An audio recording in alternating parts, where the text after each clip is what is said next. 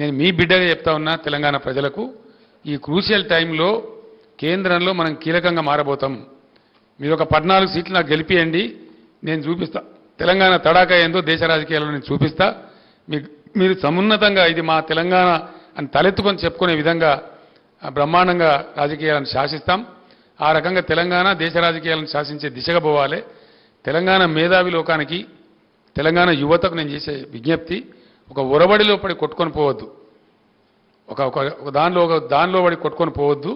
మంచిగా స్థిరంగా ఆలోచించి నిర్ణయం తీసుకొని బీఆర్ఎస్ను గెలిపిస్తే బీఆర్ఎస్ ఇంటి పార్టీ, ఏ రోజైనా తెలంగాణ కోసం పేగులు దిగేదాకా కొట్లాడే పార్టీ కాబట్టి దయచేసి బీఆర్ఎస్ను అత్యధిక స్థానాలలో అత్యధిక మెజార్టీతో గెలిపించండి. తెలంగాణ ఆత్మగౌరవాన్ని నిలబెట్టండి. తెలంగాణ నదుల నీళ్లు తెలంగాణకు దక్కేటట్టు కాపాడండి. తెలంగాణ ఆత్మగౌరవాన్ని సమున్నతంగా ఎగరవేసే స్థాయిని కాపాడండి. బీజేపీకి ఓటేస్తే అశాంతి అలజడి తప్ప ఇంకోటి రాదు, ఏమి జరగదు. ఆ బీజేపీ పిచ్చిల పడి పోతే మనకు ఏమి రాదు. బీఆర్ఎస్ తెలంగాణ బలం, బీఆర్ఎస్ తెలంగాణ శక్తి. ఏ రోజుకైనా మంటిపైనకైనా సరే ఇంట్లో ఉండాలన్నారు. ఈ ఢిల్లీ గులాములు గెలిచి మనకు సాధించేదేం లేదు. గతంలో 4 బీజేపీ ఎంపీలు గెలిచి ఒక కేంద్ర మంత్రి ఉంటే 4 రూపాయల పని కూడా జరగలేదు, రాష్ట్రానికి ఏమి లాభం జరగలేదు. కాంగ్రెస్ వాళ్ళు గెలిచినా చేతులు కట్టుకొని నిల్చుంటారు తప్ప వాళ్ళు మాట్లాడే పరిస్థితి కాదు. కాబట్టి ఢిల్లీ గులాముల కంటే తెలంగాణ బిడ్డలు గెలవడమే ముఖ్యం. కాబట్టి ప్రాంతీయ శక్తులతో ఇప్పుడు రాజ్యం రాబోతుంది కాబట్టి మనం ఒక బలమైన ప్రాంతీయ శక్తిగా ఉండాలి. మనకు తమిళనాడు మంచి ఆదర్శం. తమిళనాడులో ద్రావిడులు ఎంత బలంగా ఉండి ద్రవిడ పార్టీలను గెలిపిస్తారు తప్ప బయటి పార్టీలను గెలిపియరు. మనం కూడా అట్లే తెలంగాణలో కూడా ఆ శక్తి రావాలి, తెలంగాణకు ఆ ఆలోచన రావాలి. ద్రవిడ పార్టీలను ఆదర్శంగా తీసుకొని తెలంగాణలో ఆ రకమైన మిలిటెన్సీ మనం తయారు చేసుకోవాలి, బ్రహ్మాండంగా ముందుకు పోవాలి. ఈ 2 పార్టీల కథలు చూసినాం మనము. 10 ఏళ్ల బీజేపీ, అంతకుముందు 60 ఏళ్ల కాంగ్రెసు, ఇప్పుడు 6 నెలల కాంగ్రెస్. పూర్తి వాళ్ళ రూపం బయటపడ్డది. ఇంకా వాళ్ళని గురించి భ్రమపడితే మోసపోతాం, గోసపడతాం తప్ప జరిగేదేం లేదు. కాబట్టి దయచేసి బీఆర్ఎస్ను బలపరచమని ప్రజలకు విజ్ఞప్తి చేస్తూ ధన్యవాదాలు. One at a time please. ఒక్కరండి. వన్ హైదరాబాద్ని యూటీ చేస్తే బాగుంటుంది, లేదంటే సెకండ్ క్యాపిటల్ చేస్తే బాగుంటుంది, నాకు కూడా ఊరికి దగ్గర అవుతుంది అని చెప్పేసి మాట్లాడింది. ఖర్గే లాంటి వ్యక్తికి అట్లా మాట్లాడకంటే దురదృష్టం ఇంకోటి ఉండదు. ఇన్ని రోజులు ఢిల్లీకి మోసిన ఆయన నాకు హైదరాబాద్ దగ్గర అయిద్దని మాట్లాడి హైదరాబాద్ గొంతుకు వస్తాడు. తెలంగాణ ప్రజలు ఊరుకోరు. నేను చెప్పిన దానికి ఇదే బలమైన కారణం. ఖర్గే లాంటి వ్యక్తి కూడా హైదరాబాద్ 2వ రాజధాని కావాలంటుందంటే వీళ్ళు ఎవరు వచ్చినా హైదరాబాద్ దెబ్బ పెడతారని మనకు అర్థమవుతా ఉంది. హైదరాబాద్ మనది, మన సొంతం, దాన్ని ఎన్నిటి కూడా అట్లా పోనీయం. కాబట్టి ఈ ఖర్గే మాటలు కూడా నా స్టేట్మెంట్ కూడా బలపరుస్తున్నాయి. కాబట్టి అటువంటి పిచ్చి వాళ్ళకు ఇక్కడ స్థానం ఇవ్వద్దని చెప్పి నేను కోరుతా ఉన్నా.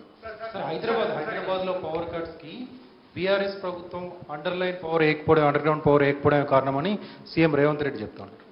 ఎన్ని సిటీలలో ఉన్నాయండి అండర్ గ్రౌండ్ లైన్లు ఇండియాలో? అవసరమైన చోట కొద్ది మేర వేస్తారు. ఇక సీఎం రేవంత్ రెడ్డికి ఆయన నోటికి మొక్కాలే. ఆయన ఏం చెప్తాడో అసలు ఆయనకి ఏమైనా తెలుస్తుందా తెలియదా నాకైతే అర్థమైతలేదు. సార్, భాష విషయంలో మనము దేని విషయం అండి? భాష మీరు మాట్లాడే భాష నేను మంచిగా మాట్లాడుతున్నా కదా. భాష విషయంలో సంయమనం పాటించాలంటే మనం ఒక పెద్ద మనుషుల ఒప్పందం చేసుకుందామని నిన్న సీఎం ప్రతిపాదన పెట్టింది సార్. ఈ సీఎమా? ఈ సీఎమే సార్. ఇంటికి దయాలు వేదాలు వలించినట్టున్నది. నిన్న నైట్ దయాలు వేదాలు వలించినట్టుందండి అది. సార్, మీరు గతంలో కూడా 3వ ప్రత్యామ్నాయం కోసం ప్రయత్నం చేశారు ప్రాంతీయ పార్టీల తరఫున. ఇప్పుడు మళ్ళీ కొత్తగా ప్రత్యామ్నాయం అంటే ఎన్డీఏ యూపీఏకు ప్రత్యామ్నాయంగా రావాలంటే ఏ పార్టీలు కలిసి వచ్చే అవకాశం ఉంది కేంద్రంలో? మీరు మంచి క్వశ్చన్ అడిగిన బ్రదర్, చాలా థ్యాంక్స్. ఒక మాట నేను మనవి చేస్తాను. జాతీయ రాజకీయాలలోకి పోదామని చెప్పి నేను బీఆర్ఎస్ పేరు మార్చి ఆ ప్రయత్నం చేసిన. మహారాష్ట్రకి పోయి బాగా చేసినాం. చాలా ఆశ్చర్యం ఏంటంటే నిన్న వాళ్ళు వచ్చి నా దగ్గరికి 2-3 గ్రూపులు వచ్చి బీఆర్ఎస్లో అక్కడ చేరిన వాళ్ళు, సార్ ఇప్పుడు మహారాష్ట్రలో అక్టోబర్లో శాసనసభ ఎన్నికలని మీరు వట్టిగా రాని సార్ నిలబడండి, మేమంతా మీ పేరు చెప్పుకొని గెలుస్తాం, రావాలి, మా దగ్గర మార్పు రావాలి, మీ తెలంగాణలో మీ ప్రభుత్వంలో అమలు చేసిన కార్యక్రమాలు రావాలని మహారాష్ట్ర ప్రజలు బాగా కోరుతున్నారు, మిమ్మల్ని తీసుకురమ్మని అడుగుతున్నారు, మా దగ్గర ఒక భయంకరమైన అనిశ్చితి ఉందని వాళ్ళు వచ్చినారు. నేను తప్పకుండా నా జాతీయ రాజకీయ ప్రస్థానాన్ని కొనసాగిస్తాను, అందులో అనుమానం లేదు. రెండవది, ఈ పార్లమెంట్ ఎన్నికల తర్వాత అందరితోనే ఆలోచించి మీరు అన్నటువంటి ప్రాంతీయ శక్తుల ఐక్యతకు నేను ఎంత చేయగలుగుతానో, నాకు ఎంత సంబంధాలున్నాయో నాకెంత తెలివితేటలున్నాయో వాటన్నిటిని రంగరించి తప్పకుండా నేను చెప్పిన పరిస్థితి ఉత్పన్నం కావడానికి అన్ని ప్రయత్నాలు చేస్తాను. ఇప్పటికే చాలా మందితో మాట్లాడుతూ ఉన్నాం, లైక్ మైండెడ్స్తోని. వారు ఎవరి పని వాళ్ళు చేసుకుంటూ ఉన్నప్పటికీ మేము కనెక్టెడ్గానే ఉన్నాం. తప్పకుండా అందరం కలిసి ఒక ప్రత్యామ్నాయం రూపొందిస్తాం. ఏదో ఒక జాతీయ పార్టీ మాకు సపోర్ట్ చేయక తప్పని పరిస్థితి ఏర్పడే పరిస్థితులు మాత్రం సృష్టిస్తాం. సార్ హలో సార్, మీరేమో బీఆర్ఎస్ ఇక్కడ సార్ ఇక్కడ సార్ ఇక్కడ మీరేమో బీఆర్ఎస్కు 12 నుంచి 14 అంటున్నారు, అసలు బీజేపీకి 1 అవర్ అని అంటున్నారు. కానీ వాళ్ళేమో బీఆర్ఎస్కే 1 లేదా 2 కాంగ్రెస్ మెజారిటీ సీట్లు గెలవబోతున్నాయి, నెక్స్ట్ బీజేపీ ఉంటుందనేది స్వయంగా ముఖ్యమంత్రి నిన్న మీడియా ప్రతినిధులతో అన్నారు. సో రెండో విషయం ఏంటంటే ముఖ్యమంత్రి చెప్పిన ఎన్ని నిజమైనయో ఎన్ని నిజం కాలేదో ఇప్పుడు ప్రజలకు తెలిసిపోయింది. ముఖ్యమంత్రి గారు చెప్పిన విషయాలు నిజాలు ఎన్ని అబద్ధాలు ఎన్ని, మన అసెంబ్లీ ఎలక్షన్లో ఆయన చెప్పిన ఎన్ని జరిగినాయని ప్రజల అనుభవంలోకి వచ్చేసింది ఆల్రెడీ. దాని గురించి నేను కొత్తగా వ్యాఖ్యానం చేయాల్సిన అవసరం లేదు. ఈ పార్లమెంట్ ఎన్నికల ఇష్యూ కాబట్టి చెప్తున్నారు, అంటే ఈ సీట్ల విషయంలో మీరు అంటున్నారు కాబట్టి వారు అంటున్నారు. సో రెండో విషయం ఏంటంటే మీ పవర్ పోగానే పవర్ ఉద్యమ సమయంలో మీకు వ్యతిరేకంగా, తెలంగాణకు వ్యతిరేకంగా, ఉద్యమానికి వ్యతిరేకంగా ఉన్న వాళ్ళంతా మీ దగ్గరకు వచ్చి 3 నెలలు కాకముందే అందరూ మళ్ళీ మీ పార్టీ నుంచి వదిలి వెళ్ళిపోయారు. దాని పట్ల మీరు ఏమనుకుంటున్నారు? నాకు అర్థం కాలేదండి. అధికారం కోల్పోయిన వెంటనే మీ చుట్టూ ఉన్న వాళ్ళ గతంలో తెలంగాణ ఉద్యమం సాగినంత కాలం తెలంగాణను వ్యతిరేకించి, కేసీఆర్ను వ్యతిరేకించి, తెలంగాణ ఏర్పాటుని వ్యతిరేకించిన వాళ్ళు తెలంగాణ ఏర్పాటు కాగానే మీ చుట్టూ వచ్చి చేరారు. సో మళ్ళీ మీ అధికారం పోగానే మళ్ళీ వెళ్ళిపోయారు. వాళ్ళ గురించి ఏంటి మీ కామెంట్? ఇప్పుడు ఏమైపోయిందంటే భారత రాజకీయాలలో మరి ముఖ్యంగా నరేంద్ర మోడీ ప్రధానమంత్రి అయిన తర్వాత చాలా దుర్మార్గాలు జరుగుతున్నాయండి. జరిగి ఏమైందంటే సన్ఫ్లవర్ గ్యాంగ్ ఎక్కువ తయారైపోయింది. ఆ సన్ఫ్లవర్ ఏంటంటే పొద్దు తిరిగితే తిరుగుతుంది. ఈ పవర్ ఫ్లవర్స్ ఇవన్నీ ఇప్పుడు కాంగ్రెస్లో పోయిన వాళ్ళందరూ కాంగ్రెస్ని గెలిపిస్తారా అండి? గెలిపించడానికి పోతున్నారా? ఎందుకు పోతున్నారు? వాళ్ళు వాళ్ళ స్వార్థం కోసం, వాళ్ళ పనుల కోసం, వాళ్ళ పైరవీల కోసం, వాళ్ళ స్వలాభం కోసం పోతున్నారు. మీరు చెప్పిన దాంతో నేను అన్నిటితో ఏకీభవిస్తున్నాను, ఒక పాయింట్ ఏకీభవిస్తలేను. అందరు పోయిన మీరు అందరూ పోలేదు. బీఆర్ఎస్ ఒక మహాసముద్రం, 60 లక్షల సభ్యత్వం ఉన్నటువంటి పార్టీ.